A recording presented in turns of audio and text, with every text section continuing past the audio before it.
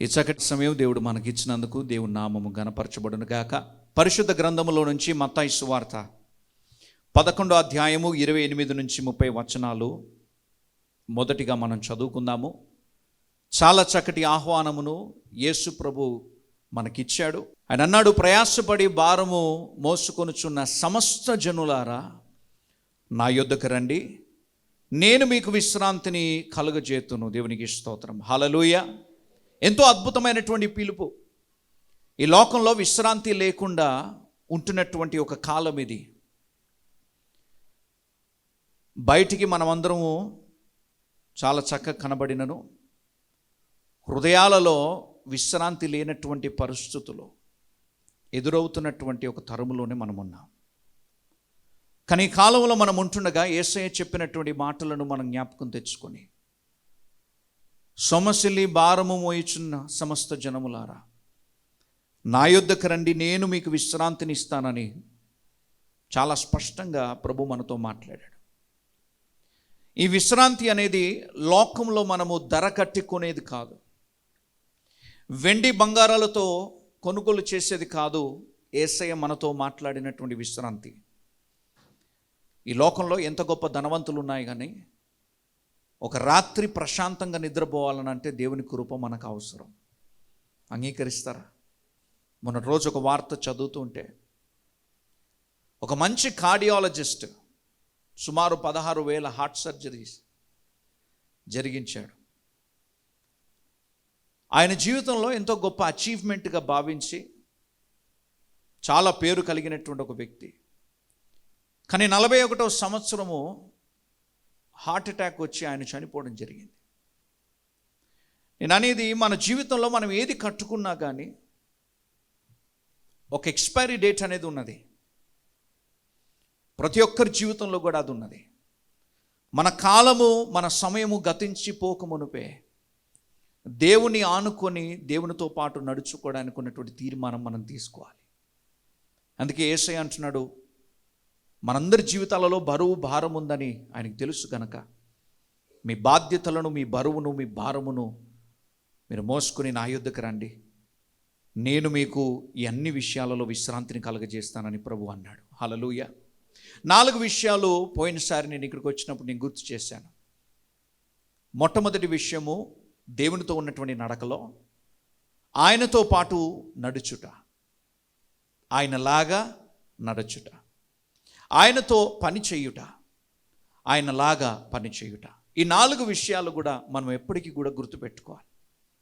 మన జీవితంలో ప్రతిరోజు ఉదయం లేచినాక మనల్ని మనం ప్రశ్నించుకోవాల్సినటువంటి ముఖ్యమైన ప్రశ్న, ఈరోజు నేను దేవునితో నడుస్తున్నానా? ఒకవేళ నడిచాను అని అనుకుంటే ఆయనలాగానే నడిచానా? ఈరోజు నేను దేవునితో పని చేయుచున్నానా? పని చేసినట్లయితే ఒకవేళ ఆయన వలె నన్ను నేను తగ్గించుకొని నేను పని చేయగలుగుతున్నానా? చూడండి, దేవునితో నడుచుట అనంటే it's a life of intimacy. దేవునితో నడుచుట అనంటే it's a life of intimacy. ఆయనను ఆనుకొని బ్రతకటం, వాక్యమును ప్రేమించడము, ఆరాధనను ప్రేమించడము, సహవాసమును ప్రేమించడము, ఆయన చెప్పినటువంటి బోధను స్వీకరించుకోవటం. It's a life of intimacy. ఆయనలాగా నడుచుట అనంటే it's a life of imitation. ఈ భూమి మీద యేసయ్య ఎలాగ నడుచుకున్నాడు, తను ఇతరులను ఎలాగ ప్రేమించాడు, ఆయన ఎలాగ తగ్గించుకున్నాడు, తండ్రి చిత్తమునే నెరవేర్చుట ఆయన ముఖ్య లక్ష్యముగా ఆయన అలాగ పెట్టుకున్నాడో, మనం కూడా ఈ లోకంలో మనం బ్రతుకుతుండగా we should live a life of imitation. లోకాన్ని ఇమిటేట్ చేయడం కాదు, కానీ దేవుణ్ణి, ఆయన సన్నిధిని మనం ఇమిటేట్ చేయడం మనం నేర్చుకోవాలి. 3వ విషయము, వర్క్ విత్ గాడ్. దేవునితో పని చేయుట అనంటే it's a life of obedience. ఆయనతో పని చేయుట అనంటే, ప్రభువా నువ్వు ఏది చెప్పినా ఒక మంచి దాసునిగా, ఒక మంచి కుమారుడిగా, యజమానుని మాటను తీసివేయకుండా అదే విధంగా పని చేయుటకు నాకు మనస్సును దయచే ప్రభు అని ప్రభు సన్నిధిలో మనం కోరుకోవాలి. We need a life of obedience. కానీ ఆయనతో పని చేయటం మాత్రమే కాదు, ఆయనలాగా పని చేయాలి. It's a life of 'self denial'. మనల్ని మనం తృణీకరించుకొని, ప్రభు అన్నాడు, నన్ను వెంబడించడానికి మీరు ఇష్టపడుతున్నట్లయితే మీరును మీ సిలువలను మోయవలను. హల్లెలూయా. ఈ లోకం యొక్క తృణీకరణను మీరు స్వీకరించాల్సినటువంటి పరిస్థితులు. ఆయన అంటాడు, you should have a life of self denial. నా ఆశలు, నా ఇచ్చలు, నా కోరికలు, నా ఇష్టాలు, వాటిని పక్కకు పెట్టి, తండ్రి నీ ఇష్టము నెరవేర్చబడును గాక, నీ కోరికలు నెరవేర్పులోకి వచ్చును గాక, నీ చిత్తము నా జీవితంలో నెరవేర్చునాయన. మా అన్నపానీయాలు ప్రభువా నీకు ఇష్టముగా ఉన్నదిగా మార్చబడునుగా. కానీ దేవుని సన్నిధిలో మనల్ని మనం తగ్గించుకోవడమే ఆయనతో పాటు ఆయనలాగా పనిచేయటం అనంటే. దేవునికి స్తోత్రం, హల్లెలూయా. అలాగూ నడుచుకోవాలని దేవుడు మన పట్ల దేవుడు ఆశపడుతున్నాడు. ఇశ్రాయేలు ప్రజలు కూడా బానిసత్వంలో ఉన్నప్పుడు వారిని చూసి నేను అనుకుంటున్నాను, దేవుని హృదయం ఇదే. భారం మోయిచున్నారా, శ్రమ పడుతున్నారా, నలిగిపోతున్నారా, కష్టపడుతున్నారా, బ్రతకలేకపోతున్నారా, మీరు విశ్రాంతి కోరుచున్నారా, మీరు ఇదిగో బయటికి రండి, నన్ను వెంబడించండి, ఆ మనస్తత్వాన్ని వదిలిపెట్టండి, మీకున్నటువంటి మీ పొజిషన్స్ని, మీ లొకేషన్స్ని మీరు మార్చండి, మీరు బయటికి రండి, నాతో పాటు మీరు నడవండి, నాలాగా మీరు నడవండి, నాతో పాటు మీరు పని చేయండి, నాలాగు మీరు పని చేయండి అని దేవుడు వారికి ఇచ్చినటువంటి ఆహ్వానం మేరకు మోషే యొక్క నాయకత్వంలో కొన్ని లక్షల మంది బానిసత్వం నుంచి బయటకు వచ్చారు. మనకు తెలిసినటువంటి కథనే. బయటికి వచ్చిన తర్వాత ఈరోజు ధ్యానించబోయే ఒక అధ్యాయము, ప్రత్యేకమైనటువంటి ఒక అధ్యాయం. పరిశుద్ధాత్ముడు ఈ వారములో నా హృదయంలో నాటినటువంటి ఈ అంశము మీతో పంచుకోవాలని నేను ఆశపడుతున్నాను. నిర్గమకాండము 17వ అధ్యాయము 1వ వచనంలో రాయబడిన వచనాన్ని మనం చదువుదాం. Exodus chapter 17 versus 1. తరువాత ఇశ్రాయేలుల సర్వ సమాజము యెహోవా మాట చొప్పున తమ ప్రయాణములలో సీను అరణ్యం నుండి ప్రయాణమైపోయి రెఫీదీములో దిగిరి. బైబిల్ చెప్తున్నది ఒక మాట. మొదటి వచనంలోనే మనం చూడగలుగుతున్నాము, వారు ప్రయాణమును యెహోవా యొక్క మాట చెప్పున ఆయన ముందుకు వెళ్ళు అనగా వారు వెళ్ళిరి. అలాగూ ప్రయాణం చేసి రెఫీదీం అనే ఒక ప్రాంతము దగ్గరికి వారు వచ్చాను. రెఫీదీం అనే ప్రాంతము, రెఫీదీం అనే ప్లేస్, లేకపోతే ఆ పేరుకున్నటువంటి అర్థం ఏంటంటే విశ్రాంతి. రెఫీదీం అని అంటే అర్థం ఏంటండి? ప్లేస్ ఆఫ్ రెస్ట్ లేదా విశ్రాంతి. పేరు చాలా అద్భుతంగా ఉన్నదండి. రెఫీదీం అనగా విశ్రాంతి అనే ప్రదేశానికి దేవుడు మనల్ని నడిపిస్తున్నాడు. ఒకసారి ఆలోచించండి, వారందరూ కూడా సంతోషపడ్డారేమో. ప్రభు మనల్ని ఫరో యొక్క అధికారములో నుంచి మనల్ని విడిపించాడు. ఎన్నో అద్భుతాలని దేవుడు మనకు చూపించాడు. దారి మధ్యలో ఎర్ర సముద్రాన్ని రెండుగా చీల్చడము, యుద్ధము చేయకుండానే ఫరో సైన్యమునంతటిని కూడా సంహరించడము, నీళ్లు కావాలని దప్పిక వేసినప్పుడు బండలో నుంచి నీళ్లను వారికి సమకూర్చి దయచేశాడు. దానికి ముందుగా మారా జలమును మధురముగా దేవుడు మార్చాడు. వారికి కావాల్సినవన్నీ కూడా ఇస్తూ ముందుకు నడిపిస్తుండగా రెఫీదీం అనగా విశ్రాంతి అనే ఆ స్థలానికి వీరు వచ్చి చేరారు. ఎవరు చెప్తే బయలుదేరారంట? దేవుడు చెప్తే బయలుదేరారు. ఆయన మాట చెప్పున రెఫీదీం అనే పరిస్థితి, ఆ ప్రాంతానికి వచ్చి వారు అక్కడ ఉండగా అక్కడ ఒక చిన్న లోటు. ఏంటా లోటు? అక్కడ ఏమైందంట? ప్రజలు వారికి త్రాగటానికి నీళ్లు లేనందున మోషేతో వారు వాదించుచు త్రాగుటకు మాకు నీళ్ళిమ్మని అడుగగా మోషే, మీరు నాతో వాదింపనేలా, యెహోవాను శోధింపనేలా అని వారితో చెప్పెను. ఇక్కడ మనం చూస్తున్నాము, వారు వచ్చినప్పుడు పేరు అద్భుతంగా ఉన్నది విశ్రాంతి అని, కానీ అక్కడ వారికి త్రాగడానికి నీళ్లు లేవు. అక్కడ ఒక కొరత ఏర్పడింది. ఒక కొరత వారి జీవితాల్లో ఏర్పడుతుండగా వారు వెంటనే ఏం చేయాలి? అద్భుతకరుడైనటువంటి దేవుని తట్టు వారు తిరిగి చూడాలి. ఎందుకనంటే ఇది వారికి కొత్త ఏం కాదండి. నిర్గమకాండము 15వ అధ్యాయంలో కూడా ఒక పరిస్థితి అక్కడ ఏర్పడినట్లుగా మనం చూడగలుగుతాం. Exodus chapter 15 verses 24. ప్రజలు మేమేమి త్రాగుదుమని మోషే మీద సనుగు కొనగా, 15వ అధ్యాయం అని అంటే ఈ అధ్యాయము వారు అక్కడి నుంచి బయలుదేరిన తర్వాత 3వ దినమే వారికి ఒక కొరత ఏర్పడింది. ఎన్నో అద్భుతాలు చూశారు వారు ఇప్పటికీ. 10 తెగుళ్ళ నుంచి దేవుడు వారిని గోషేన్లో ఎలాగ కాపాడాడో వారు చూశారు. బయటకు వచ్చారు, ఫరో చేతిలో నుంచి వీరిని ఎలాగ విడిపించారో వారు అనుభవించారు, చూశారు అద్భుతాలన్నీ కూడా. మిరియాము తంబురాలు వాయిద్యాలు వాయించుకుంటూ పాటలు పాడుతూ బయటకు వచ్చినప్పుడు అందరూ దేవుని స్తుతిస్తూ ఐగుప్తోలు ఇచ్చినటువంటి సొత్తంతా కూడా జమ చేసుకొని ఎంతో సంతోషంగా బయలుదేరినటువంటి ఈ జనము 3 రోజుల తర్వాత వారికి త్రాగటానికి త్రాగునీళ్ళు లేక వారు సనిగిరి అని బైబిల్లో రాయబడి ఉంది. వారు మోషే వైపు చూసి వారు సనిగిరి. ఏమని అడిగారు? మేమేమి త్రాగవలను అని అడిగారు. అడిగినప్పుడు అక్కడ దేవుడు ఒక అద్భుతం చేశాడు. చేదుగా ఉన్నటువంటి నీళ్లను మధురముగా మార్చాడు. ఇవన్నీ కూడా దేవుడు ఎందుకు వారి జీవితంలో అనుమతిస్తున్నాడు? ఒక చేదైనటువంటి ప్రదేశంలోకి వీరిని ఎందుకు దేవుడు నడిపించాడు? ఏంటండి ఆయన ఆశ? ఏంటంటే నా ప్రజలు బానిసంతల నుంచి బయటకు వచ్చి చేదు నీళ్ళే తాగాలని కాదు, అది ఆయన ఉద్దేశం కాదు. కానీ చేదైనటువంటి ప్రదేశాలలో నువ్వు నిలబడుతుండగా, చేదైనటువంటి అనుభవాలు నీ జీవితంలో నువ్వు అనుభవిస్తూ ఉండగా, అక్కడ కూడా దేవుని మీద నీకు విశ్వాసం ఉన్నట్లయితే దాన్ని మధురముగా మార్చగలడు అని చూపించడానికి కొన్ని చేదైనటువంటి పరిస్థితుల్లో నుంచి ఆయన ప్రజలను నడిపించాడు. హల్లెలూయా. ఎర్ర సముద్రం ముందుకు వెళ్ళి వారిని ఆపేసింది. ఐగుప్తులో నుంచి 10 తెగులు వారికి చూపించి బయటికి తీసుకొచ్చి సముద్రంలో ముంచి చంపడానికి కాదు, దేవుని ఉద్దేశం అది కాదు. ఎర్ర సముద్రం లాంటి పెద్ద సముద్రాలను కూడా 2గా చీల్చి ఆరిన నేల మీద నిన్ను నడిపించడానికి నేను నమ్మదగిన వాడిని వారికి బయలుపరచడానికి దేవుడు ఆ పరిస్థితిని అనుమతించాడు. దేవునికి స్తోత్రం.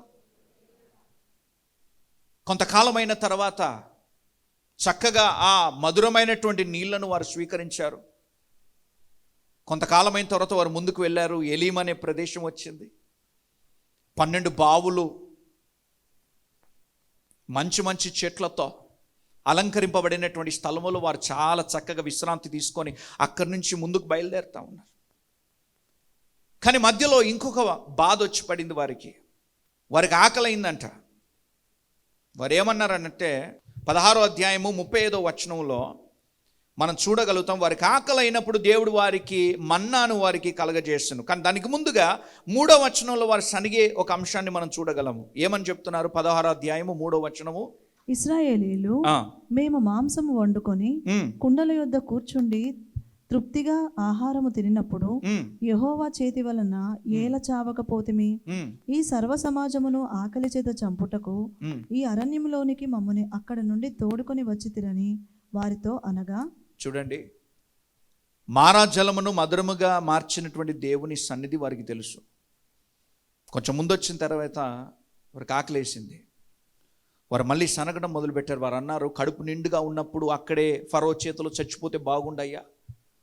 కడుపు ఖాళీ చేసి మమ్మల్ని ఇంత దూరం తీసుకొచ్చి ఇక్కడ అరణ్యంలో చంపడానికి మమ్మల్ని మా బిడ్డలను నువ్వు మోసుకొని వచ్చామా అని చెప్పి మళ్ళీ మోషేకు విరుద్ధంగా వారు సనగడం మొదలుపెట్టారు.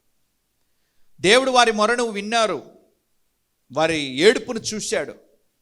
అద్భుత రీతిగా వారికి పరలోకపు దూతల ఆహారమును వారికి దయచేశాడు. వారికి ఇప్పుడు నీళ్లున్నాయి, సంతృప్తిగా ఉన్నారు, ఆహారం ఉంది, అద్భుతాలు వారు చూశారు. వారు ముందుకు కొనసాగుతున్నారు. అలాగ నడుస్తూ బైబిల్ చెప్తున్నది 35వ వచనంలో 40 సంవత్సరాలు కానాను దేశపు ఆ బార్డర్కి ఎంటర్ అయ్యేంత వరకు కూడా దేవుడు వారికి మన్నాను కురిపింపజేశాడు. హల్లెలూయా. పరలోకపు దూతల ఆహారమును 40 సంవత్సరాలు ఈ ప్రజలకు ఇచ్చారు. దాని మధ్యలో అనేక సార్లు సనిగారు, గునిగారు, దేవునికి వ్యతిరేకంగా వారు మాట్లాడారు. ఇవన్నీ కూడా ఉన్నప్పటికీ దేవుడు వారికి ఆ రోజు ప్రారంభమైనటువంటి మన్నాను వారికి సమృద్ధిగా ప్రతిరోజు దయచేస్తూ వచ్చాడు. ఇన్ని అద్భుతాలు చూస్తున్నటువంటి ఈ ప్రజలు 17వ అధ్యాయంలో రెఫీదీం అనే ప్రాంతానికి వచ్చి చేరుకుంటారు. పేరు మాత్రం విశ్రాంతి, కానీ అక్కడ కూడా మళ్ళొక పరిస్థితి ఏర్పడుతున్నది. నీళ్లు లేవు, త్రాగు నీళ్లు లేవు. అయ్యో, ఇంతకుముందు ఇలాగే చేదైనటువంటి అనుభవాల నుంచి మేము వెళ్ళినప్పుడు మారాను మధురముగా మార్చినటువంటి దేవుడు ఇప్పుడు కూడా అద్భుతం చేయగలడు అనే విశ్వాసం వాళ్ళ హృదయంలో లేకపోయాను. వారు మళ్ళీ బైబిల్ చెప్తున్నది మోషేకు విరుద్ధంగా వారు సనగటం మొదలుపెట్టారు. వారు గొడవకు దిగినట్లుగా మనం చూస్తున్నాం. పరిస్థితులు ఎందుకు అలాగ దిగజారిపోయాయి వారి జీవితాలలో? వాస్తవానికి దైవజనుడు ముందుండి అన్ని సంవత్సరాలుగా వారిని ముందుకు కొనసాగింప చేయాలని, నడిపించాలని ఇష్టపూర్వకంగా దేవుని ఉద్దేశమును పొందుకొని నడిపిస్తుండగా ఆయనకు విరుద్ధముగా వారు సనగడానికి ఉన్నటువంటి కారణం ఏంటనంటే, వీరు ఐగుప్తులో నుంచి బయటకు వచ్చారు కానీ ఐగుప్తు వారిలో నుంచి వెళ్ళిపోలేదు. మీకు అర్థమవుతున్నదా? లొకేషన్ మారింది, ప్రాంతం మారింది. ప్రాంతం పేరేమో విశ్రాంతి, మనిషి మనస్సులోనేమో విశ్రాంతి అనేది లేదు. ఈరోజుకి కూడా చాలా వరకు మన పేర్లు మారాయి. ఏంటండి? మన పేర్లు మార్చుకున్నాం. మనము బైబిల్లో ఉన్నటువంటి పేర్లు పెట్టుకున్నాము, క్రైస్తవులం అనే పేరు పెట్టుకున్నాము, కానీ మన జీవితాలలో నిజంగా క్రీస్తు లేడు. మనం లొకేషన్స్ మారుతున్న మందిరానికి వచ్చి కూర్చుంటున్నాం, ఒక విశ్రాంతి అనే స్థలంలోకి మనం అడుగు పెడుతున్నాము, కానీ హృదయంలో నిజమైనటువంటి విశ్రాంతి లేదు. ఏవో కొన్ని కొరతలు ఉన్నాయి కాబట్టి ఆ కొరతలను దేవుడు పూర్తి చేయటం లేదు. అడిగినటువంటి కోరికలను దేవుడు నెరవేర్చటం లేదు గనక, ప్రార్థనకు జవాబు వెంటనే రావటం లేదు గనక, సనగటము, గుణగటము, అసమాధానము, అసంతృప్తి అనేది హృదయాలలో నింపబడిపోతున్నటువంటి ఒక కాలంలోనే మనం ఉంటున్నాం. కానీ బైబిల్లో మనం చూసినట్లయితే వాళ్ళు మోషకు విరుద్ధంగా వారు సనిగినప్పుడు, వారు గునిగినప్పుడు మోషే మాత్రం సనిగి గునిగి వారికి వ్యతిరేకంగా మాట్లాడలేదు. మోషే ఒక మంచి దైవజనుడిగా ఆయన ఏం చేశాడు అని అంటే, దేవుని సన్నిధికి వెళ్ళి మొరపెట్టాడు. ఏమని మొరపెట్టాడు మనం చూడొచ్చు. అప్పుడు మోషే యెహోవాకు మొరపెట్టుచు, ఈ ప్రజలను నేను ఏమి చేయదు. ఆయన అంటున్నాడు, ఈ ప్రజలను నేను ఏమి చేయాలి ప్రభువా? ఏం చేయమని అంటావు? వారి పరిస్థితులు, వారి కోపం ఎలాగ ఉందంటే, ఆయన అంటాడు నెక్స్ట్ వచనంలో ఏమని అంటున్నాడు? కొంతసేపటికి నన్ను రాళ్లతో కొట్టి చంపాలని వారు చూస్తున్నారు. నా పరిస్థితి కూడా ఇక్కడే రెఫీదీములో విశ్రాంతి అనే బోర్డు పెట్టి మమ్మల్ని నడిపించావు. ఈ స్టేషన్ పేరు బాగుంది, కానీ ఇక్కడ ఏమాత్రం సమాధానం లేనటువంటి ఒక పరిస్థితి మా జీవితంలో ఏర్పడింది. ఏంటండి? కొంతమంది ఇంటి పేర్లు పెట్టుకుంటారు. ఈ గృహం పేరు బేతేల్ అని పెట్టుకుంటారు, కానీ దయ్యాల కొంప అది. ఏంటండి?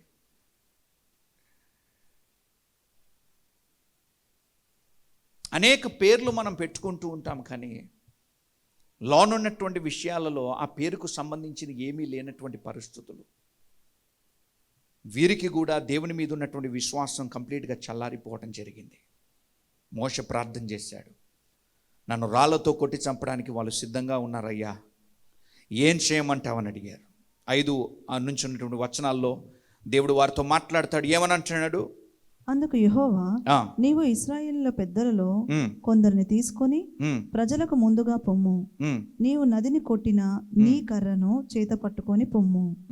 ఇదిగో అక్కడ హోరేబులోని బండ మీద నేను నీకు ఎదురుగా నిలిచెదను.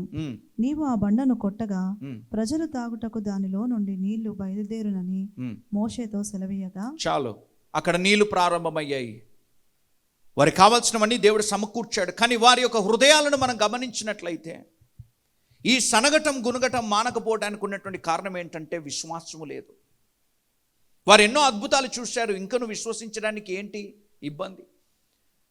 15వ అధ్యాయంలో మనం చూసాము, త్రాగడానికి నీళ్ళు అక్కడ కూడా లేనప్పుడు దేవుడు ఒక అద్భుతం చేశాడు. 16వ అధ్యాయంలో మనం చూసాము, ఆహారం లేనప్పుడు నువ్వు విత్తనాలు విత్తలేదు, నువ్వు పొలం దున్నలేదు, నువ్వు ఏమీ పండివ్వలేదు, నువ్వు ఏమీ కష్టం చేయలేదు, చెమట కార్చలేదు, కానీ దేవుడు పరలోకపు దూతలను పంపి వారి ఆహారములను నీ గుడారముల వెలుపల దేవుడు నీ కోసం ఏర్పాటు చేశాడు. కృపతో నీకు కావాల్సినవన్నీ కూడా సమకూర్చాడు. 17వ అధ్యాయంలోకి వచ్చేసరికి ఆయన చెప్పగా నువ్వు కదలగా, నీ జీవితంలో ఒక లోటు వచ్చినప్పుడు నీకు అనుమానం ఎందుకు? ఆశ్రయించడానికి దేవుడు ఉన్నప్పుడు అవిశ్వాసము దేనికి? అసంతృప్తి దేనికి? సనగటము దేనికి? గుణగటం ఎందుకు? ఆయన తట్టు మనం ఎదురు చూస్తే సరిపోతుంది కదా. అందుకోసమే 95వ కీర్తనలో ఒక మాట రాయబడి ఉన్నది. 8వ వచనం నుంచి ఉన్నటువంటి వచనాల్లో ఇలాగ రాయబడి ఉంది. కీర్తనకారుడు మళ్ళీ మనకు గుర్తు చేస్తూ ఉన్నాడు. Psalms 95:8-11 వాక్యం చెప్తున్నది, అరణ్యమందు మొరీబా యొద్ద మీరు కఠినపరచుకొనినట్లు, మస్సా దినమందు మీరు కఠినపరచుకొనినట్లు మీ హృదయములను మీరు కఠినపరచుకోకండి. Don't rebel against God, don't harden your hearts. మీ హృదయములను కఠినపరచుకోకూడదని రాయబడి ఉన్నది. ఎందుకు? ఏమని చెప్తున్నాడు అక్కడ? అచ్చట మీ పితరులు ఆ, నన్ను పరీక్షించి మీ శోధించి పితరులు కూడా వారు నన్ను పరీక్షించిరి, నన్ను శోధించి నా నా కార్యములను వారు చూచిరి. ఆయనను 40 ఏండ్ల కాలము 40 ఏళ్ల కాలము ఆ తరము వారి వలన నేను విసికి దేవుడు అంటాడు, ఆ తరము వారిని బట్టి నేను విసిగిపోయి, వారి హృదయమున తప్పిపోవు ప్రజలు, వారి హృదయములో తప్పిపోతున్నటువంటి ప్రజలు, వారు నా మార్గములు తెలుసుకొనలేదని వారు ఎన్నడూ కూడా నా మార్గములను తెలుసుకోలేదు. ఎంత ఆశ్చర్యం! 40 సంవత్సరాలు ఆయన ఇచ్చిన ఆహారమును తిన్నారు. ఆయన మేఘస్తంభముగా ఉంటే ఆయన కిందే నడిచారు. రాత్రి అగ్నిస్తంభముగా దేవుడు వారికి తోడుగా ఉండెను. ఆయన సన్నిధి కిందే నడుచుకుంటూ వచ్చారు. కానీ దేవుడు అంటున్నాడు, ఆ 40 సంవత్సరాలు ఆ తరమును బట్టి నా హృదయము విసిగిపోయింది. ఎందుకంటే వాళ్ళ హృదయములలో వారు తప్పిపోయారు. నా మనస్సును వాళ్ళు గుర్తెరగలేకపోయారు. వారి స్వార్థములోను, వారి స్వంత పనుల్లోనూ, వారి ఇష్టాల్లోనే వారు కొనసాగారు. కానీ ఏనాడు కూడా నేను చెప్పినట్లుగా నా హృదయ ప్రకారము, నా ఆలోచన ప్రకారము, నా మనసు ప్రకారం వారు ముందుకు వెళ్ళలేదు అని అంటారు. చూడండి, వాళ్ళ హృదయంలో ఉన్నటువంటి ఆలోచనలు, ఏమి త్రాగుదము, ఏమి తిందుము. ఈరోజు కూడా ఇదే జరుగుతున్నది. నా పరిస్థితి ఎలాగా, వచ్చే తరం ఏమి తింటుంది, ఏమి త్రాగాలి, ఏమి వేసుకోవాలి, ఎలాగ మా జీవితాలు, మా భవిష్యత్తులో ఎలాగా. ఇన్నాళ్ళు మనల్ని నడిపించిన దేవుడు ఇక మీదట మనల్ని నడిపించడానికి నమ్మదగిన వాడు కాదా? ఆ రోజు ఉన్నటువంటి ఇశ్రాయేలు ప్రజలతో దేవుడు అన్నాడు చాలా స్పష్టంగా, మీరు నేటికున్నటువంటి ఆహారం మాత్రమే నేటికి మీరు సేకరించుకోండి. రేపటికున్నటువంటి ఆహారం నేడే మీరు సమకూర్చుకొని దాన్ని దాచిపెట్టుకున్నట్లయితే రేపు ఉదయం లేచినప్పుడు అది పురుగులు పడి అది కుళ్ళిపోయి ఉంటుంది, దాన్ని మీరు తినలేరు అని చెప్పినప్పుడు ఆ చెప్పిన మాట విని కూడా 2 బుట్టలు తీసుకొని పోయి స్టోర్ రూమ్లో పెట్టుకున్నారు. ఉదయం లేచేసరికి ఆ ఇంట్లో ఎవరు ఉండలేనట్లుగా వాసన, పురుగులు పడిపోయినాయి. అందుకే దేవుడు పెట్టినటువంటి ఆ ఆర్డర్ ఎలాగుండేనంటే, మన్నా ఉదయమనే వారు దాన్ని సేకరించుకోవాలి. కాదు ఈరోజు ఉన్నట్లుగా ఉదయం 11 గంటలకే లేచే మహానుభావులు గుడారం వెలుపలకు వెళ్ళినప్పుడు సూర్యుడు వచ్చినప్పుడు ఆ మన్నా అలాగే కరిగిపోయేది. తెలుసా? దేవుడు పెట్టినటువంటి టైమింగ్స్. తెల్లవారుజామునే సూర్యుడు ఉదయించక మునిపే నువ్వు వచ్చి నీ గుడారం వెలుపల నీ ఇంట్లో ఎంతమంది అవుతున్నారో వారందరి కోసము నువ్వు సేకరించుకొని లోపలికి తీసుకెళ్ళిపోవాలి. అది అలాగే బయట ఉండి నేను మెల్లగా 11 గంటలకు 12 గంటలకు బయటికి వెళ్ళి నేను సేకరించుకుంటాను, తిని మళ్ళీ పడుకుంటాను అని అనుకుంటే సూర్యుడు వచ్చిన వెంటనే ఆ మన్నా అలాగే కరిగిపోయేదన్నమాట, కనబడకుండా పోయేది. ఏం చేయాలా? ఉదయమునే లేవాలా. దేవుడు కొన్ని రూల్స్ అండ్ కండిషన్స్, కొన్ని టర్మ్స్ అండ్ కండిషన్స్ ఆ కాలంలో కూడా వారి కోసం ఏర్పాటు చేసినట్లుగా మనం చూస్తున్నాం. ఎప్పుడు కూడా వాళ్ళ హృదయాలలో ఏమి తినాలి, ఏమి త్రాగాలని ఉండే. కానీ ఈరోజు కూడా ఈ ప్రశ్నలో మనం మునిగిపోతుండగా మత్తయి సువార్త 6వ అధ్యాయములో చాలా స్పష్టంగా యేసయ్య చెప్పినటువంటి మాటలు ఉన్నాయి. 31 వచనాల నుంచి మనం చదవచ్చు. కాబట్టి ఏమి తిందుము, ఏమి తాగుదుము, ఏమి త్రాగుదుము, ఏమి ధరించుకొందుము అని చింతింపకు అని మీరు చింతపడకండి. అన్యజనులు వీటన్నిటి విషయమై వారు విచారింతురు. నా మీద ఆశ్రయించినటువంటి ప్రజలకు ఉన్నటువంటి ఆలోచనలు అవన్నీ కూడా మీరెందుకు ఈ విషయాల గురించి మీరు ఆలోచిస్తున్నారు? నెక్స్ట్ వచనంలో ఏమని రాయబడి ఉన్నది? ఇవన్నీ మీకు కావాలనని మీ పరలోకపు తండ్రికి తెలియదు. ఎవరికి తెలుసు అంట? నేను సృష్టించినటువంటి నీ పరలోకపు తండ్రికి తెలుసు.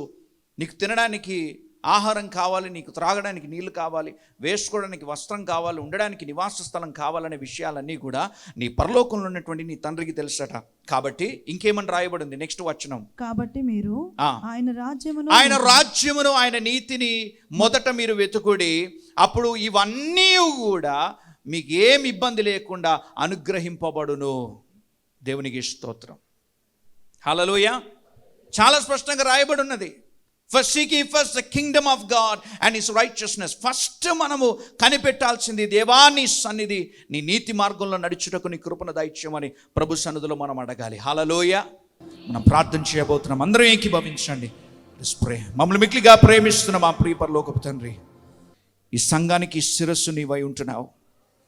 ఈ సంఘము నీ శరీరము తండ్రి. నీ శరీరాన్ని పాడు చేయడానికి చూస్తున్నటువంటి దురాత్మ సమూహములను యేసు నామములో గద్దిస్తునగా లయమవును గాక. ఓ నీ ప్రసన్నత మా మధ్యలో ఉన్నదని మాకు తెలుసు నాయన. ప్రభువా, మేము నీ సన్నిధిలో మేము ప్రార్థన చేయించుండగా, ఓ నాయన, ఇక్కడ ఉన్నటువంటి ప్రజలకు పరలోకంలో నుంచి నీ ఆహారమును వారికి దయచేసావు తండ్రి. బండలో నుంచి జలమును వారికి ఇచ్చావు. నీకు వందనాలు తండ్రి. ధరగట్టి కొనుక్కున్నటువంటి శరీరాలు ఇవి నీ సొత్తు అయి ఉంటున్నాయి నాయన. ఈరోజు ప్రార్థన చేస్తుండగా నజరేయుడైన యేసు నామములో వీరికి విరుద్ధంగా వాదిస్తున్నటువంటి ఆ పీడ కళలను చూపిస్తున్నటువంటి దురాత్మలను యేసు నామములో మేము గద్దిస్తుండగా లయమవునుగాక. ప్రభువా, వీరిని స్వస్థపరిచినందుకు నీకు వందనాలు. స్పిరిట్ ఆఫ్ డిప్రెషన్, హెవీనెస్ ఈరోజు ఈ శరీరాన్ని విడిచి వెళ్ళిపోయింది కనుక నీకు వందనాలు. హృదయంలో ఒక ప్రత్యేకమైన ఆనందంతో నింపిన ఆయన, ఒక ప్రత్యేకమైన సంతోషంతో నింపిన ఆయన ఈరోజు నీ ఆత్మతో నింపుదలను పొందుకొని తిరిగి వెళ్ళడానికి నీ కృపను దయచేయమని వేడుకుంటున్నాము తండ్రి. ఓ నీ సన్నిధి మాకు తోడుగా ఉండును గాక. మోషకు తోడుగా ఉన్న సన్నిధి, యెహోషువకు తోడుగా ఉన్న సన్నిధి మాకును తోడుగా ఉన్నది కనుక నీకు వందనాలు. ప్రభు, ఈరోజు విత్తబడిన వాక్యం వీరి జీవితంలో ఫలింపచేయమని, ప్రతి ఒక్కరు కూడా ప్రార్థన అనే బలిపీఠమును కట్టుకొని నీ సన్నిధిలో విజయమును పొందే కృపను వారికి అనుగ్రహించమని వేడుకుంటున్నాను తండ్రి. మా ప్రార్థన ఆలకించినందుకు నీకు వందనాలు. ఈ సంఘాన్ని నేను బలపరిచి ముందుకు నడిపిస్తున్నందుకు నీకు వందనాలు తండ్రి. చిన్న ప్రార్థన ప్రభు యేసుక్రీస్తు నామములో అడిగి వేడుకున్నాం పరమ తండ్రి. ఆమేన్. హల్లెలూయా.